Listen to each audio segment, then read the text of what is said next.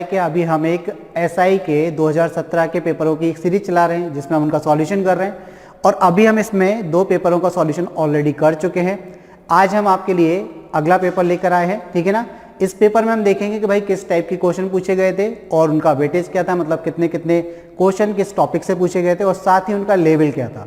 तो जैसा कि अगर आपने पिछले वीडियोस नहीं देखे हैं तो सबसे पहले आप उन वीडियोस को जरूर देखें जिनसे आपको पता चल जाए कि हम सॉल्यूशन का जो पैटर्न है वो किस तरीके से रख रहे हैं। हर क्वेश्चन को डीपली हम क्या कर रहे हैं, वर्णित कर रहे हैं, हर तरीके से उसका मतलब पोस्टमार्टम कर दे रहे हैं जितनी भी उसमें पॉसिबिलिटीज़ हैं। तो पुराने वीडियोज़ अगर आपने नहीं देखे तो उनको जरूर देखें बेटा, ठीक है ना। उनसे आपको काफ़ी फायदा मिलेगा क्योंकि हम पुरानी चीज़ों को करते हुए आ रहे हैं तो कुछ क्वेश्चनों को हम थोड़ा सा जल्दी भी ले लेते हैं, तो जरूर देखें। चलिए अब हम बात करते हैं क्वेश्चन नंबर पहले की। तो देखिए क्वेश्चन नंबर पहला क्या है, तो देखिए जैसा कि हमने पहले पेपर में भी देखा था और इस पेपर में भी निम्न में से सबसे बड़ी भिन्न कौन सी है। तो इससे पहले वाले पेपर में भी आपने देखा था कि एक क्वेश्चन इससे रिलेटेड आया था, मतलब भिन्न से पूछा गया था कौन सी बड़ी भिन्न है और कौन सी छोटी भिन्न है। तो इस टाइप के क्वेश्चन आप देख रहे हैं कि हर एक सेट में लगभग पूछे जा रहे हैं, तो इसको आप जरूर करें। और अगर आपको क्लियर नहीं है कॉन्सेप्ट तो आप जरूर देखें और इसकी तैयारी अच्छे से करें, ठीक है। देखिए यहाँ पर बात करें कि निम्न में से सबसे बड़ी भिन्न कौन सी है। इससे पहले वाले पेपर में छोटी भिन्न पूछी गई थी, तो बड़ी भिन्न कौन सी है। तो आपको क्या करना है, सिंपल आपको ऑप्शन लेना है। पहला ऑप्शन आपको क्या दिया बेटा, तो आप कहेंगे सर 5/6। अब आपको क्या तरीका बताया इसको सॉल्व करने का, तो आपको कैसे करना है इस क्वेश्चन को सॉल्व। आपको कुछ नहीं करना है, जो आपके पास भिन्न दी है 5/6 यानी कि 5 को आप 6 से भाग दे दीजिए और दशमलव के 2 स्थानों तक आप क्या करिए बेटा, इसको वैल्यू निकाल लीजिए इसकी, ठीक है। इसी तरीके से दूसरे ऑप्शन की, तीसरे ऑप्शन की और चौथे ऑप्शन की। फिर आप कंपेयर कर लीजिए, तुलना कर लीजिए कौन सी भिन्न बड़ी आ रही है। तो देखिए 5/6 है, तो आप 5 को भाग लगाएंगे बेटा किससे, 6 से, तो भाग तो जाएगा नहीं, तो दशमलव लग गया, तो ये 50 हो गया। तो 6 8 48 हो जाएगा। अभी 48 हो गया तो कितना बचेगा भाई, 2। तो दशमलव लग गया तो एक 0 तो आप बढ़ा सकते हैं, तो ये 20 हो गया। तो 6 दूनी कितना हो जाएगा, 12, ठीक है। बस 2 स्थानों तक आपको लिखना है। तो आपने देखा कि जो आपका 5/6 था उसकी दशमलव के 2 स्थानों तक जो वैल्यू है वो 82 है, 0.82 है। अब हम क्या करेंगे बेटा, दूसरे ऑप्शन को देख लेते हैं। सेकंड ऑप्शन बी की अगर हम बात करें तो कितना दिया है बेटा, तो आप कहेंगे 3/4 दिया है, यानी कि आपको 3 को भाग लगाना है किससे, 4 से। तो ये दशमलव लग जाएगा, 4 सत्ते, तो आप कहेंगे सर 28, 2 बचेगा, तो 4 पंचे 20, तो 7 और 5 ये आपका भाग चला गया, पूरा भाग चला गया इसमें। तो आपकी जो 3/4 की वैल्यू है वो दशमलव के 2 स्थानों तक कितनी है, तो 3/4 आपका आया 0.75, ठीक है। ये आपकी दूसरी वैल्यू आ गई। अब हम तीसरी वैल्यू देख लेते हैं बेटा, थर्ड ऑप्शन की बात कर लेते हैं। थर्ड ऑप्शन आपको दिया है 2/7, यानी कि आपको क्या करना है, 20 में भाग लगाना है किससे, 7 से। तो दशमलव तो पहले ही लगा दिया हमने, 7 दूनी, तो आप कहेंगे सर 14 हो जाएगा। 7 दूनी कितना हो जाएगा, 14, 6 बचेगा, 60 हो जाएगा। तो 7 8 56 हो जाएगा। तो ये देखिए 56 बार कट गया, तो यानी कि पॉइंट कितना आ गया, तो आप कहेंगे 2/7 की जो दशमलव के 2 स्थान तक वैल्यू है वो कितनी आई, तो 0.28। अब ऑप्शन हमारा डी रह गया। तो ऑप्शन डी तो देखिए एक को भाग लगाना है आपको किससे, 3 से। तो आप जानते हैं कि ऑप्शन डी में आपको दिया है 1/3, यानी कि 0.333 आता रहता है, 2 अंक तक लेना है हमें वैल्यू। अब पूछा क्या गया है कि सबसे बड़ी भिन्न कौन सी है। कंपैरिजन देख लीजिए बेटा, 0.82, 0.75, 0.28 और 0.33 कौन सी बड़ी दिख रही है आपको, 0.82। तो किस ऑप्शन पे टिक कर देंगे आप, ऑप्शन ए पर। तो ऑप्शन ए क्या हो गया, आपका आंसर हो गया। क्लियर है बात। देखिए हम आपसे बार बार कहेंगे ये चीज कि अगर आपने पुराने वीडियोस नहीं देखे हैं, पुराने पेपर का सॉल्यूशन नहीं देखा है तो जरूर देखें, मदद मिलती है, हर एक चीज सीखने को मिलती है, हर एक क्वेश्चन का पैटर्न आपको समझ में आता है उस तरीके से। क्योंकि हम जब पेपर देखते हैं तो ऐसा तो होता नहीं है कि हर पेपर में सेम चीज आए, अलग अलग आती है। तो हो सकता है कि किसी क्वेश्चन में आपको कैलकुलेशन में दिक्कत आए या उसका पैटर्न नहीं पता हो, तो पुराने वीडियो जरूर देखें। आगे बढ़ते हैं क्वेश्चन नंबर 2 की तरफ। देखिए क्वेश्चन नंबर 2 आपसे क्या कह रहा है, 400 नींबुओं का क्रय मूल्य 320 नींबुओं के विक्रय मूल्य के बराबर है, ठीक है। 400 नींबुओं का क्रय मूल्य, तो हमने बोला कितने नींबू हैं, तो हमने बोल दिया कि 400 नींबू। हम सबसे पहले क्रय मूल्य की बात कर लेते हैं कि एक नींबू का क्रय मूल्य कितना है। तो हमने बोला एक नींबू का क्रय मूल्य x है, किसका, एक का, एक की बात कर रहा हूं। एक नींबू का विक्रय मूल्य कितना है, तो हमने एक का विक्रय मूल्य मान लिया कितना, y है, एक का विक्रय मूल्य कितना मान लिया y।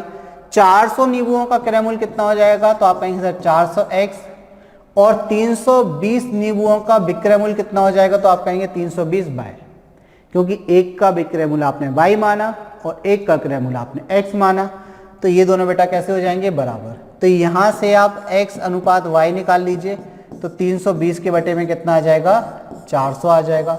0 से 0 कैंसिल, 4 से 5 8 से काट दीजिए, 8 से 5 बार, 8 से 4 बार, तो ये कितना आ जाएगा, 4/5, 4 अट्ठे 32 या 8 चौक 32, 8 5 40। तो आप देखिए कि आपके एक नींबू का क्रय मूल्य जो आपने माना था वो कितना आया, 4, विक्रय मूल्य कितना आया बेटा, 5। तो लाभ हुई कि हानि, तो आप कहेंगे सर लाभ हुई। कितने की लाभ हुई भाई, 4 रुपए की चीज को 5 में बेच रहे हैं, तो 1 रुपए का लाभ हो रहा है। तो क्या बताना है, लाभ का प्रतिशत। तो लाभ प्रतिशत कैसे निकलेगा, तो लाभ प्रतिशत क्या होता है भाई, लाभ कितने का हुआ, और लाभ और हानि की गणना किस पर होती है, क्रय मूल्य पर। तो लाभ 1 रुपए का हुआ, किस पर, 4 पर, इंटू क्या कर देंगे, 100। तो ये कितना हो गया आपका 25। तो 25% का क्या हुआ, आपको लाभ हुआ। अब हमने आपसे कहा था कि ना आप x मानेंगे ना आप y मानेंगे, आप डायरेक्ट करेंगे। क्रय मूल्य अगर यहाँ लिखा है और यहाँ 400 लिखा है और यहाँ विक्रय मूल्य 320 लिखा है और यहाँ विक्रय मूल्य, तो हमने क्या बोला था कि संख्याओं को डायरेक्ट पलट दीजिए। कैसे, 320 आपका क्रय मूल्य हो जाएगा, 400 आपका विक्रय मूल्य हो जाएगा। लाभ कितने का हो रहा, तो आप कहेंगे 80 का। किस पर हो रहा, 320 पर हो रहा, इंटू क्या कर दीजिए, 100। बस आपको इनकी संख्याओं को पलटना है, क्योंकि यहाँ पर 400 नींबू थे, वहां पे 320 थे। संख्याओं को पलट देंगे, यहाँ क्रय मूल्य लिखा था तो 320 क्रय मूल्य हो जाएगा, और वहां विक्रय मूल्य लिखा था तो 400 रुपए विक्रय मूल्य हो जाएगा। बस संख्या पलट देनी है। पलट दिया तो 8 से देखिए कितने बार, 4 बार, 4 से ही कितने बार, 25 बार। तो 25% का बेटा क्या हो गया, लाभ। लाभ क्यों, क्योंकि आपको दिख रहा है क्रय मूल्य 320 और विक्रय मूल्य 400, तो कम में लेकर ज्यादा में बेच रहे, तो लाभ है। क्लियर। चलिए आगे बढ़ जाते बेटा। क्वेश्चन नंबर 3 देखिए, क्वेश्चन नंबर 3 आपसे क्या कह रहा है कि 60 किलोमीटर प्रति घंटे की गति से चलते हुए एक रेलगाड़ी एक खंबे को पार करने में 30 सेकंड का समय लेती है, तो रेलगाड़ी की लंबाई क्या है। तो देखिए इसमें हमने आपको बता चुके हैं ऑलरेडी पुराने पेपर के सॉल्यूशन में कि जब कोई रेलगाड़ी किसी खंबे को दूसरा किसी व्यक्ति को और तीसरा किसी पेड़ को, यानी कि इस प्रकार की चीज को पार करती है जो पेड़ की तुलना में जिसकी लंबाई क्या हो, बहुत कम हो। इस प्रकार की अगर किसी चीज को ट्रेन पार कर रही है ना, तो हम उसकी लंबाई को नगण्य मान के चलते हैं। भाई ट्रेन काफी लंबी होती है, अब पेड़ की लंबाई जरा सी होती है, खंबे की लंबाई जरा सी होती है, इसी प्रकार व्यक्ति की लंबाई भी जरा सी होती है, ठीक है ना। तो जब पेड़ की लंबाई, व्यक्ति की लंबाई और जहां किसकी बात आ जाए, खंबे की लंबाई की बात आ जाए, तो वो ट्रेन की लंबाई की तुलना में नगण्य होती है। तो जब कोई ट्रेन किसी खंबे को, किसी व्यक्ति को या किसी पेड़ को पार करती है, तो उस स्थिति में वो कितनी दूरी तय करती है, तो जो दूरी तय करती है वो दूरी होती है बराबर ट्रेन की लंबाई के। ट्रेन की लंबाई के बराबर की दूरी वो तय करती है। मतलब उस स्थिति में ट्रेन जो दूरी तय करती है वो अपनी लंबाई के बराबर तय करती है। ठीक। अब देखिए यहाँ पे बोल रहे हैं कि 60 किलोमीटर प्रति घंटे की चाल से चलते हुए एक रेलगाड़ी एक खंबे को पार करने में 30 सेकंड का समय लेती है, तो ट्रेन की लंबाई ज्ञात करें। तो लंबाई हम कैसे निकालते हैं भाई, तो लंबाई या दूरी की हम बात करें भाई, उसने जो दूरी तय की वही तो लंबाई है, उसने जो दूरी तय की वही तो क्या है बेटा, लंबाई है। तो हम कह सकते हैं कि दूरी कैसे निकालते हैं, दूरी होती है चाल गुणा समय, मतलब चाल और समय का गुणनफल दूरी के बराबर होता है। ट्रेन की चाल तो आपको दी है बेटा, तो चाल कितनी दी है, तो आप कहेंगे 60 किलोमीटर प्रति घंटा, और समय कितना दिया है, तो समय देखिए बेटा आपको दिया है 30 सेकंड। अब समस्या क्या है कि समय सेकंड में है, चाल किलोमीटर प्रति घंटे में, तो ये भी अब आपके लिए समस्या नहीं रही, क्योंकि आपको पता है किलोमीटर प्रति घंटे को मीटर पर सेकंड में बदलना हो तो किससे, 5/18 से गुणा किया जाता है। और इसके विपरीत अगर मीटर प्रति सेकंड को किलोमीटर प्रति घंटे में बदलना हो तो किससे मल्टीप्लाई करते हैं, 18/5 से मल्टीप्लाई करते हैं। मतलब बड़ी यूनिट को छोटी में बदलना है तो छोटे से मल्टीप्लाई, छोटी को बड़ी में बदलना है तो बड़े से मल्टीप्लाई। ठीक है। चलिए तो हम यहाँ क्या कर देंगे भाई, सबसे पहले तो इस 4 को कन्वर्ट कर लें, इसमें 5/18 से मल्टीप्लाई कर दें, तो 6 से ये 10 बार कट जाएगा, 6 से ये 3 बार, तो ये कितना आ गया 50/3 मीटर प्रति सेकंड। तो ये ट्रेन की चाल हो गई। तो अब कितनी दूरी तय की उसने, तो ट्रेन की लंबाई के बराबर, तो ये जो दूरी है वही क्या है, ट्रेन की लंबाई है। तो ये दूरी कैसे निकालेंगे, चाल, तो आप कहेंगे सर 50/3, समय कितना 30, ये 3 से 10 बार कट गया, 50 का मल्टीप्लाई 10 से, तो 500 मीटर। ट्रेन की लंबाई बेटा कितनी है, तो आप कहेंगे 500 मीटर। ठीक है, किस ऑप्शन में दिया है, ऑप्शन सी में। तो इतना जो लिख के बता रहे हैं ये तो बच्चों के लिए है जो बिल्कुल इनिशियल स्टेज पर है। आपको बात समझ में आ गई कि आपको क्या करना है, 60 × 30 डायरेक्ट कर देना है, इंटू 5/18 कर देना है। ठीक है, तो देखिए 0 से 6 से काट दीजिए 10 बार, 6 से ये 3 बार, 3 से ये काट दीजिए 10 बार, कितना आ जाएगा, एक बार में आपका आंसर 500 आ जाएगा। ठीक है, इतना सा काम आपको करना है पेपर में। क्लियर, चलिए आगे बढ़ जाते हैं क्वेश्चन नंबर 4 की तरफ। क्वेश्चन नंबर 7 कह रहा है बेटा आप सरल कीजिए, सरल करके बताइए कि इसका आंसर क्या आएगा।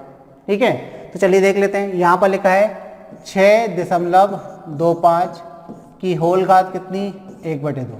देखिए 1/2 जो घात होती है उसका मतलब वर्गमूल होता है, स्क्वायर रूट होता है। ठीक है, इनटू में क्या लिखा है, तो 0.01444, इसकी होल घात कितनी, तो ये भी 1/2, प्लस में क्या लिखा 1, और इस पूरे के अपॉन में कितना लिखा बेटा, तो ये लिखा है 0.027 की होल घात कितनी, 1/3, इंटू 81 की होल घात कितनी, 1/4। देखिए जब इस तरीके के क्वेश्चन आए ना तो देखने में थोड़े से ऊट पटांग लगते हैं कि कैलकुलेशन में समय जाएगा, ऐसा कुछ, तो ऐसा कुछ नहीं है, बहुत इजी है, बचकाने से क्वेश्चन है, बिल्कुल बच्चों की तरह से आप करेंगे, बस आपको चीज़ें क्लियर होनी चाहिए। 625 दशमलव भूल जाइए, 625 का वर्गमूल ले रहे हैं, 1/2 घात मतलब वर्गमूल, 625 का वर्गमूल, तो आप कहेंगे सर 25। देखिए आपकी संख्या में कितने अंक बाद दशमलव था, यानी कि दशमलव के बाद कितने अंक थे, अगर हम ऐसा कहें तो दशमलव के बाद 2 अंक थे, तो वर्गमूल में आधे हो जाते हैं, तो यानी कि दशमलव के बाद 1 अंक रहेगा, तो ये हो गया आपका 6.25 का वर्गमूल 2.5 इंटू। अब यहाँ आप पूरी संख्या को भूल जाइए, ये कितना है, 1 4 ज़्यादा लिख दिया बेटा, भावनात्मक रूप में बह गए, तो 1 4 ज़्यादा हो गया, इस 4 को कम कर लीजिए पहले, तो ये इतना है 144। ठीक है ना, अब आप देखिए ये है 144, दशमलव 0 सब भूल जाइए, 144 का वर्गमूल, तो आप कहेंगे सर 12। दशमलव के बाद कितने अंक, यहाँ पर दशमलव के बाद 1 2 3 4, तो वर्गमूल में कितने होंगे, 2 अंक, तो ये हो जाएगा आपका 0.12। प्लस में कितना है, तो आप कहेंगे सर 1। ठीक, यहाँ तक पहला सॉल्व हो गया। इसी तरीके से आप नीचे देखिए, सब भूल जाइए, 0 0 27, 27 का घनमूल, तो आप कहेंगे सर 3। अब घनमूल में क्या होता है, जैसे घन वाली संख्या में दशमलव के बाद 3 अंक हैं, तो घनमूल में 1 अंक दशमलव के बाद 1 अंक होगा, तो देखिए यहाँ पर दशमलव के बाद 1 2 3 अंक हैं, तो इसके घनमूल में दशमलव के बाद 1 अंक होगा, तो ये हो जाएगा 0.3 इंटू ये है 81। 81 मतलब होता है बेटा 3 की घात 4, और उसकी घात कितनी है, 1/4, 4 से 4 कट जाएगा, यानी कि हम ये कह सकते हैं कि 81 की 4th रूट यानी कि चौथा मूल क्या होता है, तो आप कहेंगे सर 3, तो ये हो गया 3। अब आपको क्या करना है, केवल कैलकुलेशन ही तो करनी है, मल्टीप्लाई कर दीजिए। अभी भी आप इसमें दशमलव मत देखिए, आप मल्टीप्लाई करिए पहले। देखिए 12 5 60 की 0, हासिल में 6, 12 दूनी 24 और 6 30। अब देखिए यहाँ पर 1 दशमलव के बाद 1 2 अंक है, और यहाँ पर दशमलव के बाद 1 अंक है, तो जब गुणा करते हैं ना तो गुणा में ये दोनों काउंट होते हैं, मतलब जुड़ जाते हैं, दशमलव के बाद 1 अंक, दशमलव के बाद 2 अंक, तो यानी कि जो हमारा गुणनफल आएगा उसमें दशमलव के बाद 3 अंक होना चाहिए। तो ये तो कितना आ गया भाई 300, तो यहाँ लग जाएगा आपका दशमलव। देखिए दशमलव के बाद 3 अंक हो गए, प्लस कितना 1, और बटे में इन दोनों का मल्टीप्लाई 3 त्रिका 9 हो जाएगा, तो 1 अंक बाद ही दशमलव है, दशमलव के बाद 1 अंक है, तो दशमलव के बाद 1 अंक लगा दीजिए। ऊपर जब आप 1 में जोड़ेंगे कितना, 0.3, भाई ये 0 का तो कोई महत्व नहीं रह गया दशमलव के बाद, तो ये हो गया 1.3, और नीचे कितना है 0.9, दशमलव से दशमलव कैंसिल, तो क्या बचा 13/9, क्योंकि दशमलव के बाद यहाँ पर 1 अंक, यहाँ भी 1 अंक, दशमलव से दशमलव कैंसिल, यानी कि डेसिमल से डेसिमल आपका कैंसिल हो गया, 13/9 आपका आंसर आ गया। क्लियर, किस ऑप्शन में दिया है बेटा 13/9, तो आप कहेंगे सर ऑप्शन सी में दिया है।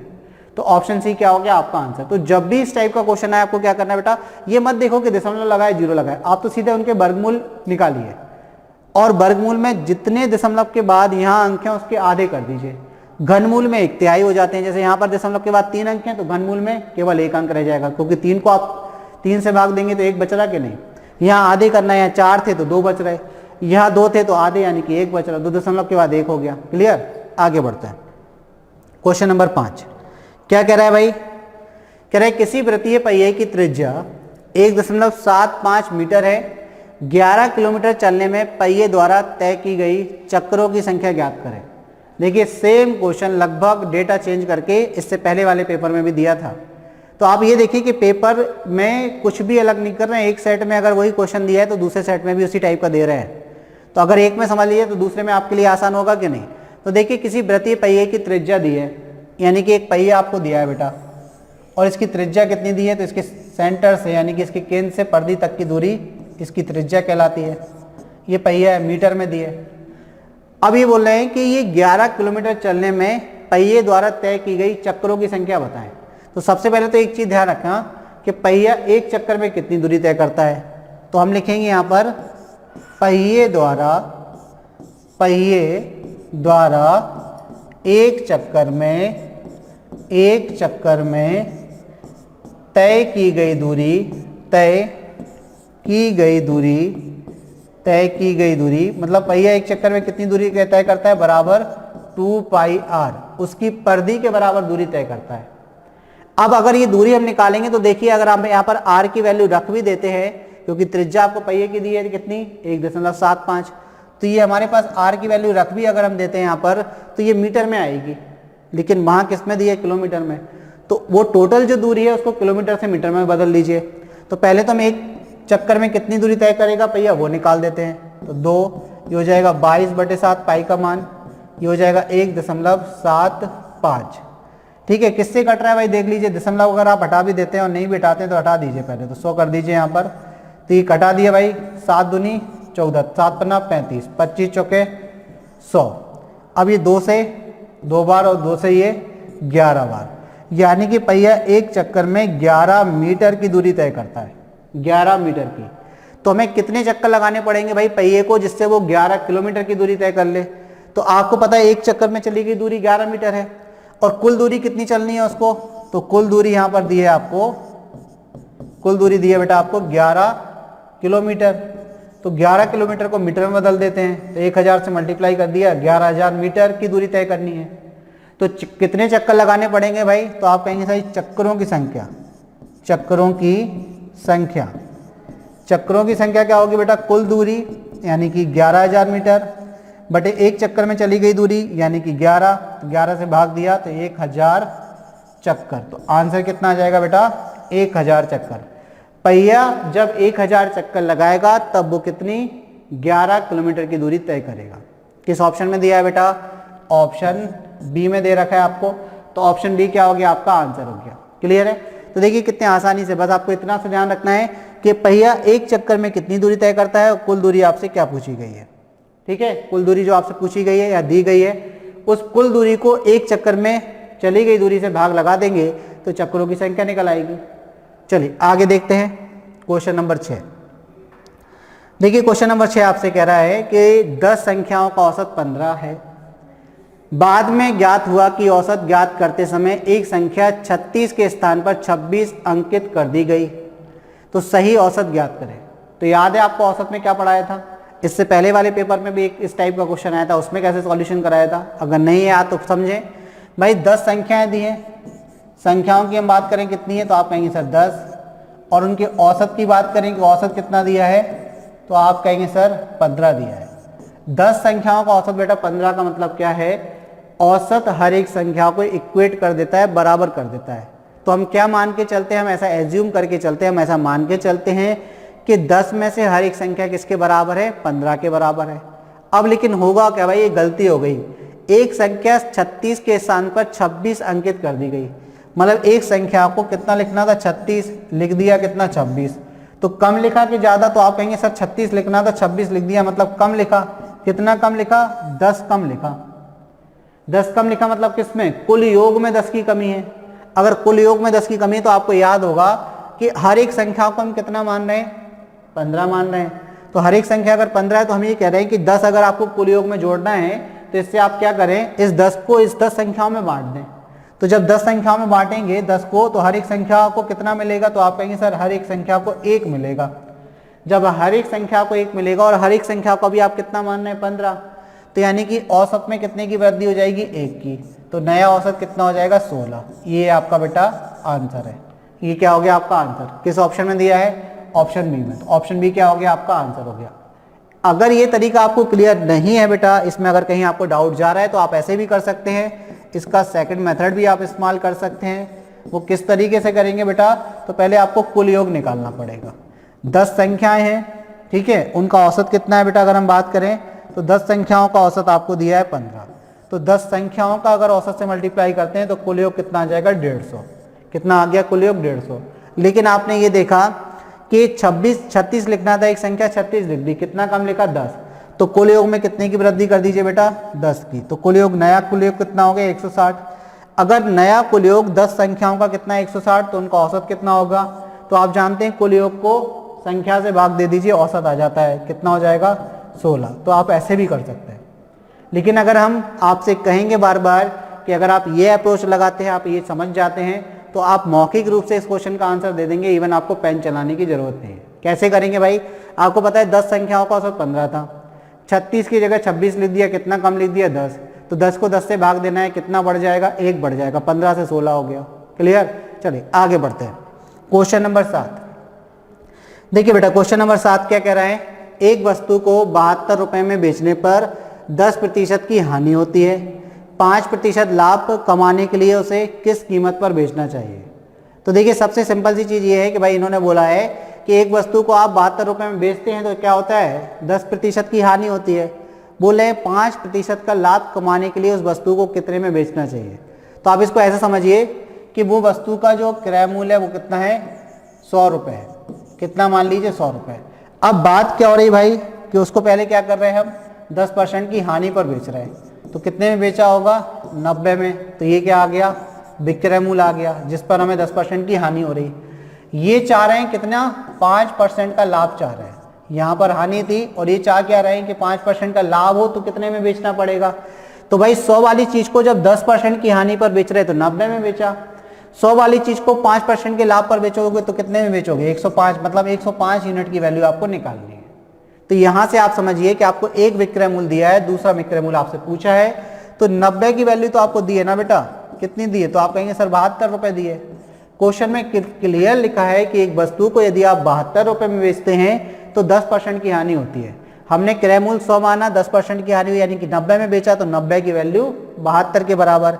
एक यूनिट की वैल्यू किसके बराबर, तो 72/90 के बराबर। आपको कितने यूनिट की वैल्यू निकालनी है, 105, क्योंकि आप 5% के लाभ पर 105 में उस वस्तु को बेचेंगे। 9 से आप कैंसिल करेंगे तो आप कहेंगे 9 8 72। अब ये बचेगा कितना, 10। ठीक है, 10 5 से कटेगा भाई कितने बार, 2 बार। तो 5 से ये 5 दूनी 10, 21 बार कट जाएगा। 2 से ये 4 बार। 21 का मल्टीप्लाई 4 से करेंगे तो आप कहेंगे सर 84, 84। किस ऑप्शन में दिया है बेटा आपको 84, तो देखिए 84 आपको दिया है ऑप्शन बी में। तो ऑप्शन बी क्या हो जाएगा, आपका आंसर हो जाएगा। सिंपल क्वेश्चन है, बिल्कुल सिंपल है। आपको अगर बात समझ में आ रही है कि कैसे करना है, तो देखिए हमने 100 मान लिया क्रय मूल्य, 10% की हानि 90 में बेचा, 5% का लाभ 105 में बेचेंगे। तो 105 की वैल्यू हमें निकालनी है। 90 की वैल्यू दी थी, 1 यूनिट की वैल्यू निकाल ली, 105 की वैल्यू निकाल ली। क्लियर, चलिए आगे बढ़ जाते हैं।